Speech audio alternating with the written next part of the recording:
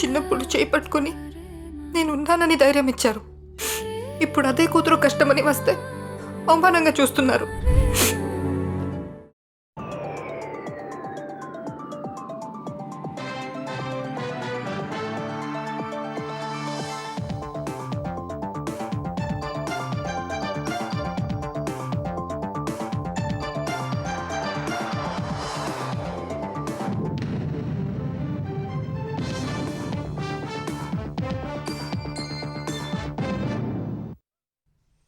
నమస్కారం, ETV news కు స్వాగతం. ముఖ్యాంశాలు.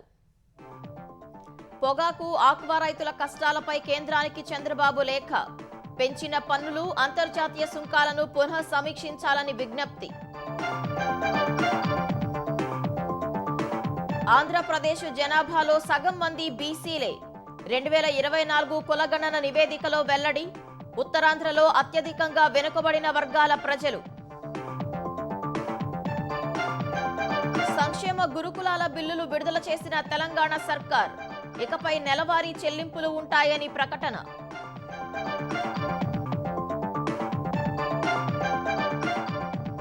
బండి భగీరథ్ కేసులో కీలక ఆధారాలు సేకరించిన పోలీసులు. కస్టడీ కోరుతూ నేడు పిటిషన్ వేయనున్న సిట్ అధికారులు.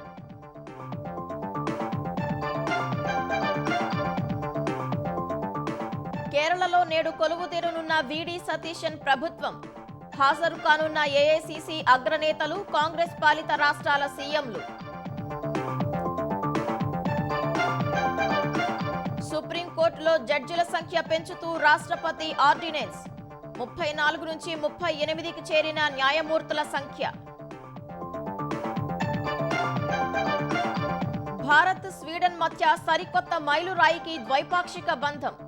గ్రీన్ ఎనర్జీ, ఏఐ, రక్షణ రంగాల్లో కారిడార్ల ఏర్పాటుకు ఇరు దేశాల నిర్ణయం.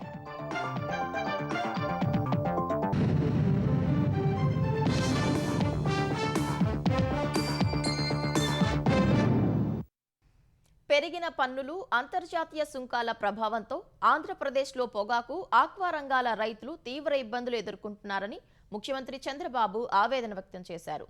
పొగాకు, ఆక్వా రైతుల సమస్యలు, కష్టాలను కేంద్రం దృష్టికి తీసుకెళ్లిన ఆయన పరిష్కారం కోరారు.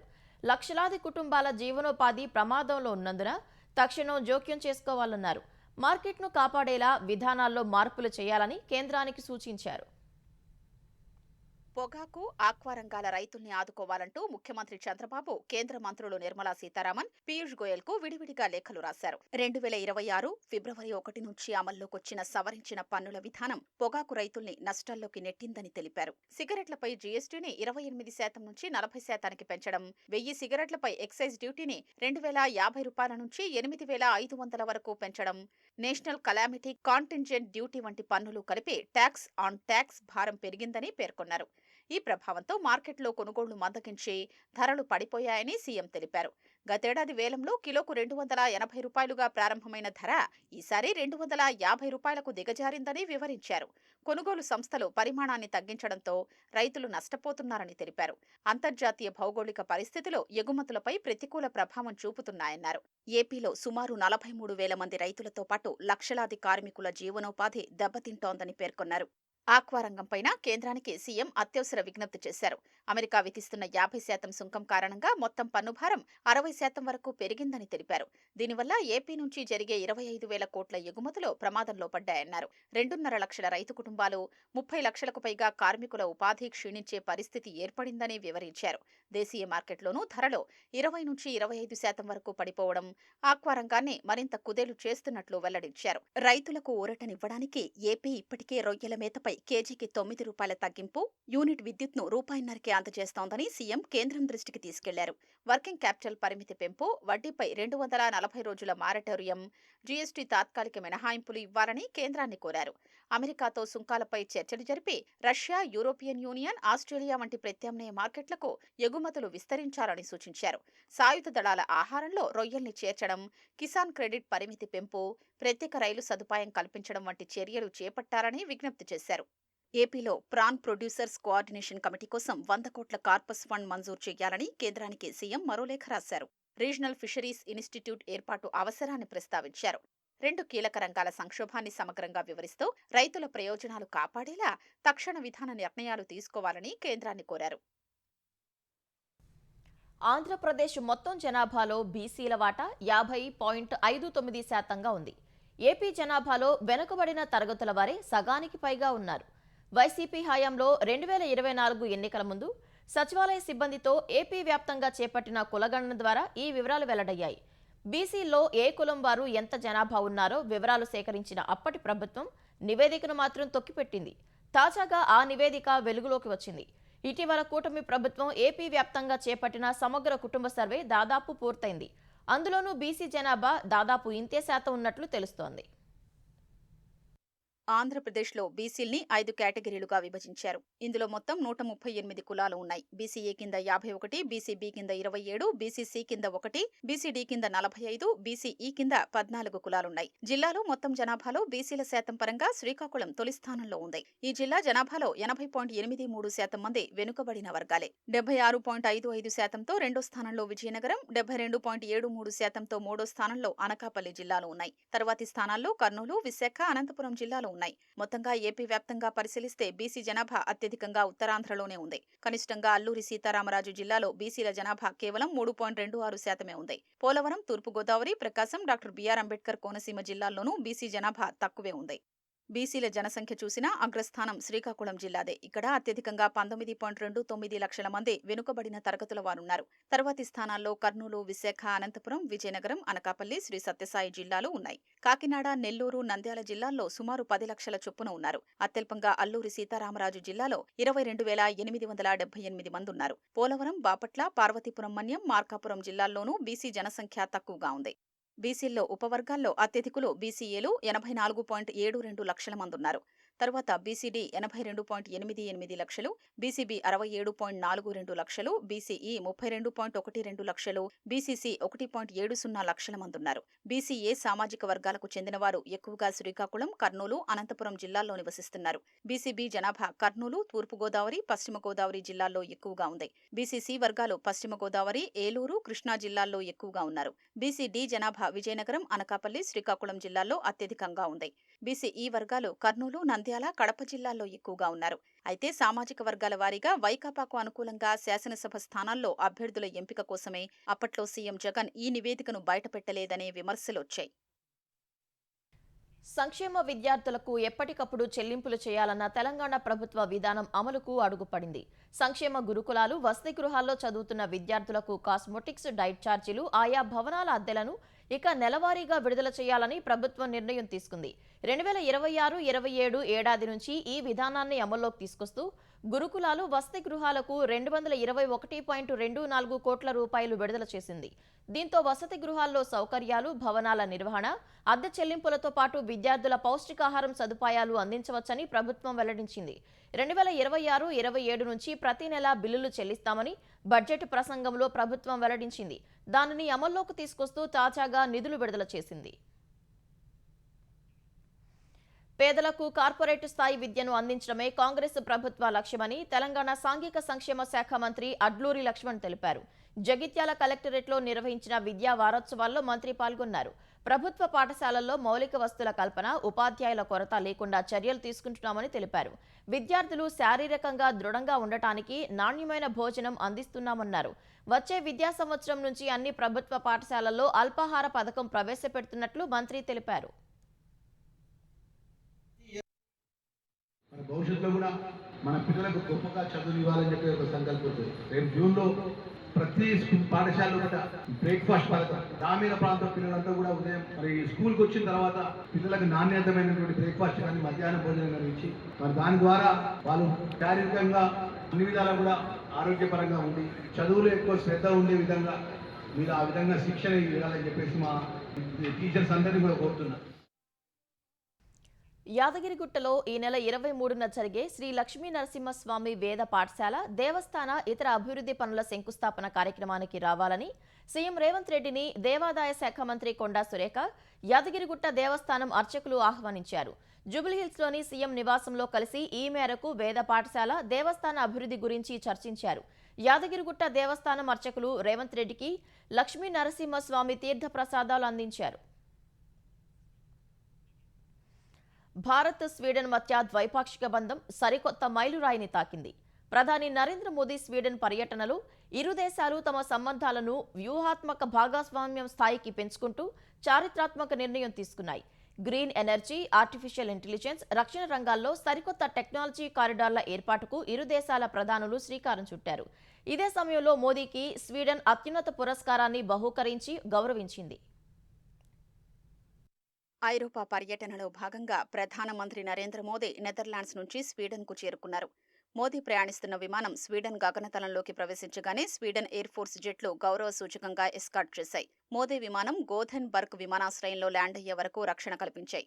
స్వీడన్ ప్రధాని ఉల్ఫ్ క్రిస్టర్ సన్ రెడ్ విమానాశ్రయానికొచ్చి మోదీకి స్వాగతం పలికారు. అనంతరం మోదీ గౌరవ వందనం స్వీకరించారు. గోథెన్బర్గ్లో భారత సంతతి ప్రజలు ప్రధానికి ఘన స్వాగతం పలికారు. స్వీడన్ ఒపెరా సింగర్ షార్లెట్ హూల్డ్ పాడిన వైష్ణవ జనతో భజన, విద్యార్థుల భరతనాట్యం, బెంగాలీ సంస్కృతి ప్రదర్శనలు ఈ వేడుకల్లో ప్రత్యేక ఆకర్షణగా నిలిచాయి.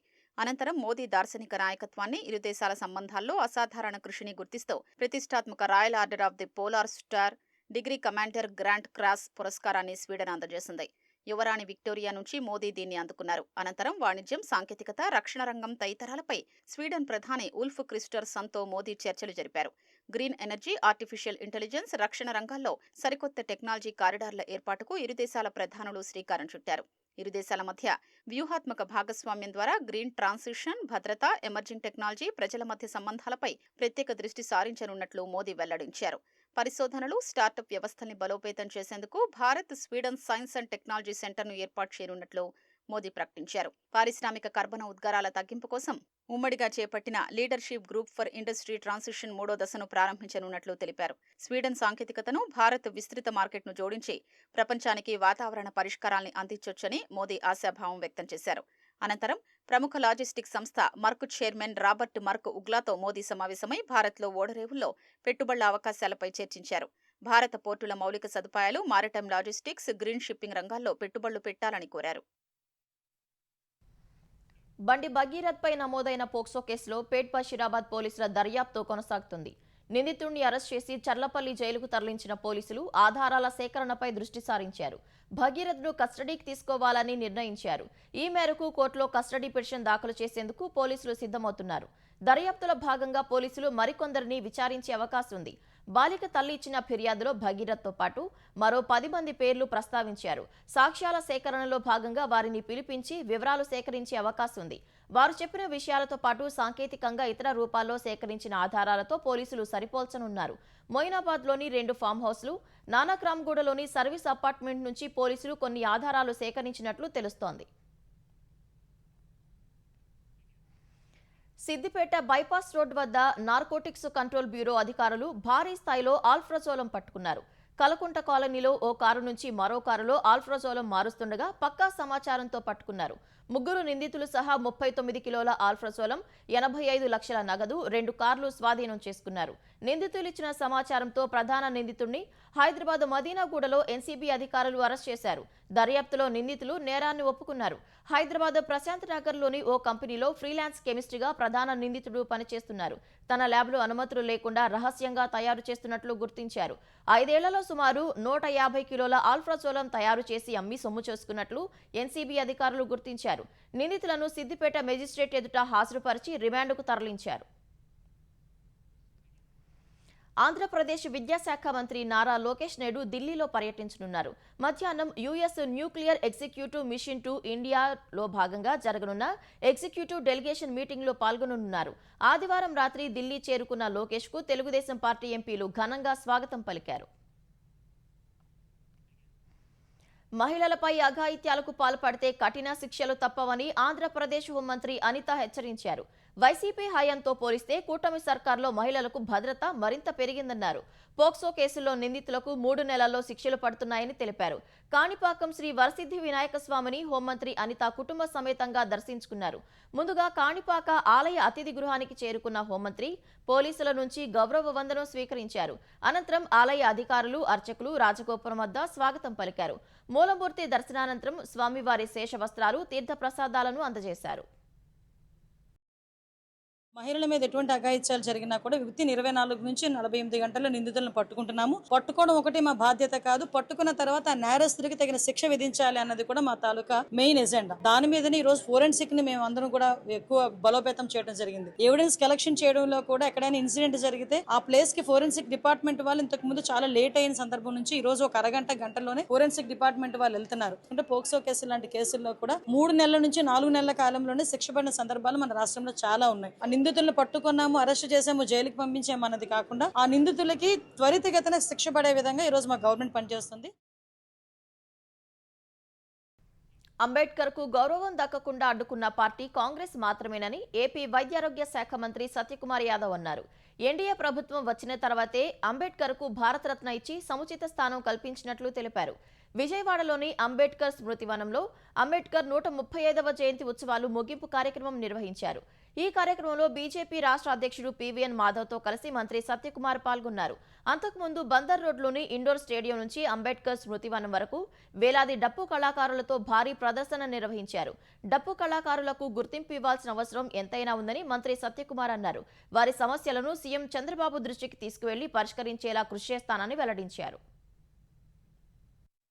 మనందరికీ తెలుసు, ఈ భారత జాతి కన్నా ముద్దు బిడ్డల్లో ముందు వరుసలో ఉండేది ఎవరయ్యారంటే డాక్టర్ బిఆర్ అంబేద్కర్. అద్భుతమైన రాజ్యాంగాన్ని మనకి నిర్మించిన వ్యక్తిని గుర్తించడానికి అనేక సంవత్సరాలు పాలించిన పాలకులు ఇష్టపడలేదు. కానీ డాక్టర్ బిఆర్ అంబేద్కర్ గారికి ఎప్పుడైనా ఆయన గౌరవం కల్పించింది ఎవరయ్యారంటే 1989లో ఈ దేశంలో భారతీయ జనతా పార్టీ ఆధ్వర్యంలో, అప్పటి తెలుగుదేశం పార్టీ ఆధ్వర్యంలో కేంద్ర ప్రభుత్వంలో మొత్తం కాంగ్రెస్ ప్రత్యామ్నాయ ప్రభుత్వం ఏర్పడితే అప్పుడు కానీ డాక్టర్ బిఆర్ అంబేద్కర్ గారికి 1990లో భారతరత్న రాలేదంటే ఈ దేశంని పాలించిన పార్టీలు సిగ్గుపడాలా వద్దా? కర్నూలు జిల్లా ఆదోనిలో ప్రభుత్వ ఉద్యోగం పేరిట భారీ మోసం జరిగింది. గ్రూప్ 2 ఉద్యోగం ఇప్పిస్తామని నమ్మబలికిన కొందరు కేటుగాళ్లు ఒక వ్యక్తి నుంచి ఏకంగా 50 లక్షల రూపాయలు వసూలు చేశారు. మాంత్రికి గ్రామానికి చెందిన విశ్వనాథ్ ఉద్యోగం వస్తుందనే ఆశతో సదరు వ్యక్తులకు భారీ మొత్తంలో డబ్బులు ఇచ్చి మోసపోయారు. ఎంతకాలం గడిచినా ఉద్యోగం రాకపోయేసరికి మోసపోయినట్లు తెలుసుకుని పోలీసులను ఆశ్రయించారు. ఈ ఘటనపై బాధితుడి భార్య జ్ఞానేశ్వరి ఇచ్చిన ఫిర్యాదు మేరకు కర్నూలుకు చెందిన 3 వ్యక్తులపై పెద్ద తుంబలం పోలీసులు కేసు నమోదు చేశారు. అల్లూరు జిల్లా పాడేరులో మోదకొండమ్మ ఆంధ్రప్రదేశ్ గిరిజన ఉత్సవాలు ఘనంగా సాగుతున్నాయి. మొదటి రోజు ఉద్యోగుల కార్నివాల్ నిర్వహించారు. గిరిజన కళాకారులు నృత్యాలతో అలరించారు. ఉత్సవ కమిటీ అధ్యక్షురాలు Giddi Eswari, joint collector Sripooja, APO Venkateswararao కలిసి తింసా నృత్యం వేశారు. కొమ్ము వేషధారణలో డప్పు వాయిస్తూ అందరినీ అలరించారు. పాడేరు ఐటీడీఏ నుంచి జూనియర్ కళాశాల మైదానం వరకు ఈ కార్నివాల్ సందడిగా సాగింది.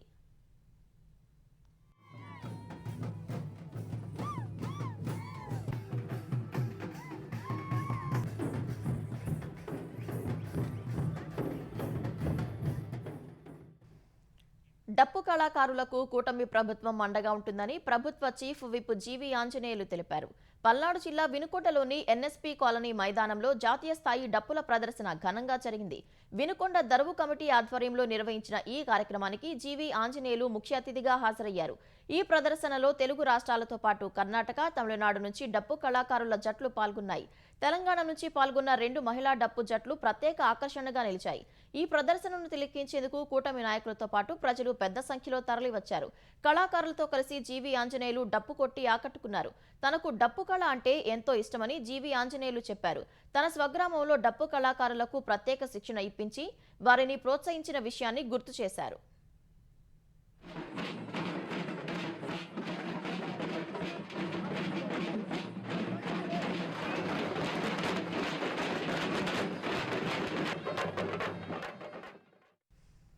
సంగారెడ్డి జిల్లా రాయకోట్ మండలం రామోజీపల్లిలో తీవ్ర విషాదం నెలకొంది. ఈతకు వెళ్లి చెరువులో మునిగి 3 బాలురు మృతి చెందారు. ఎండాకాలం సెలవుల్లో సరదాగా ఈత కోసం చెరువులో దిగారు. ప్రమాదవశాత్తు నిరంజన్, బసవరాజు, మణి మునిగిపోయారు. గజ ఈతగాళ్ల సాయంతో చెరువంతా జల్లెడ పట్టి 3 మృతదేహాలను బయటకు తీశారు. విగత జీవులుగా పడి ఉన్న చిన్నారులను చూసి కన్నవారు గుండె లవిసేలా రోధించారు. ఆట విడుపుగా ఈతకు వెళ్లి తిరిగి రాని లోకాలకు వెళ్లిపోయారని కన్నీరు మున్నీరయ్యారు. ఓ వ్యక్తి నడి రోడ్డుపై నిర్లక్ష్యంగా కారు డోర్ తెరవడంతో స్కూటీపై వెళ్తున్న మహిళకు తగిలి మృతి చెందిన ఘటన మహబూబ్ నగర్లో చోటు చేసుకుంది. మహబూబ్ నగర్ ఆసుపత్రిలో నర్సుగా పనిచేస్తున్న ప్రసిల్లా స్కూటీపై విధులకు వెళ్తుండగా మర్లు వద్ద రోడ్పై కారు డోర్ తెరవడంతో తగిలి కింద పడిపోయింది. ఆ ప్రమాదంలో తీవ్రంగా గాయపడగా చికిత్స నిమిత్తం హైదరాబాద్కు తరలించారు. ఆసుపత్రిలో చికిత్స పొందుతూ మృతి చెందింది. నిర్లక్ష్యంగా కారు డోర్ తెరిచిన వారిపై చర్యలు తీసుకోవాలని ప్రభుత్వాసుపత్రి సిబ్బంది మృతదేహంతో నిరసనకు దిగారు. అక్కడికి చేరుకున్న పోలీసులు కేసు నమోదు చేసి చర్యలు చేపడతామని హామీ ఇవ్వడంతో వారు శాంతించారు.